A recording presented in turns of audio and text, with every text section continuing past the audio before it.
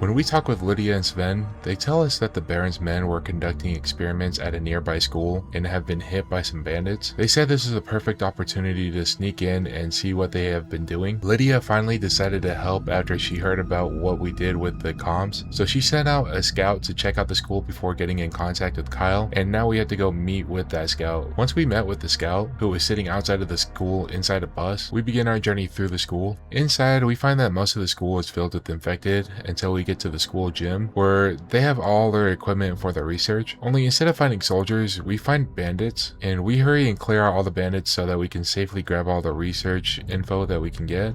At one point when I unlocked the door, Kyle found a scientist who hid himself so that the bandits wouldn't find him. Kyle radios in that he found a scientist and that we are going to bring him back to the cave so that Lydia can question him. The problem we're at now is that the only ways out of the school are through the bandits that are patrolling outside or going underground where it's filled with infected. Kyle opts for the underground route, so we go ahead and clear the underground to safely escort the scientist to the scout and get him to a safe place until we give the research to Lydia and explain about the scientist.